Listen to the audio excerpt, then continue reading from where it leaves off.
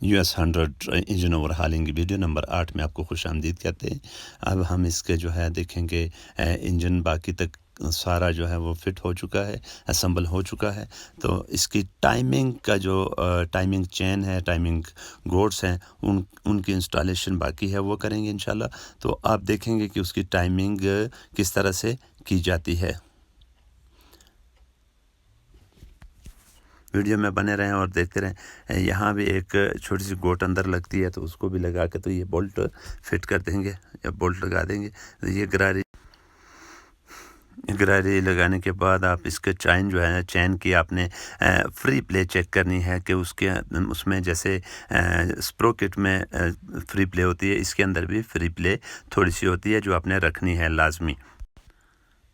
यहाँ आपने इसकी टाइमिंग लाजमी करनी है। अभी आपको दिखाते हैं कि मैग्नेट लगा के तो आपने इसकी चैन की ये टी का निशान सामने पल्ले में बने हुए निशान के बराबर, और ये चैन के जो कड़ियाँ हैं उनकी जो पिन है उस और गरारी के ऊपर लगे हुए निशान को आपने बराबर करना है। तो इससे आप थोड़ा सा घुमा भी लें, अगर उसमें कोई फ़र्क हो तो वो निकल आए। चैन गोट के बोल्ट आप लगा के टाइट कर लें।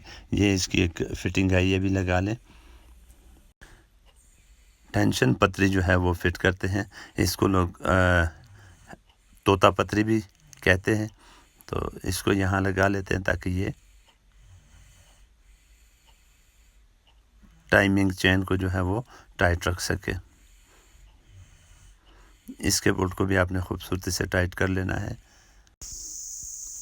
ये इस टेंशन पतरी को टेंशन देने के लिए, इसको अपनी जगह पे कायम व दायम रखने के लिए ये ट्यूब और ये स्प्रिंग का इस्तेमाल हो रहा है। ये यहाँ पर आप लगाएंगे और टेंशन पतरी को जो है वो अपनी जगह पे फिक्स रखेगा। इसका बोल्ट आप टाइट कर दें। ये स्प्रिंग कम्प्लीटली इसके अंदर डालेंगे और वो टाइट हो जाएगा। चूँकि ये मूवेबल होती है, हरकत करती रहती है, इसलिए इसके अंदर मसाम है और इसके अंदर ऑयल सर्कुलेट करता है।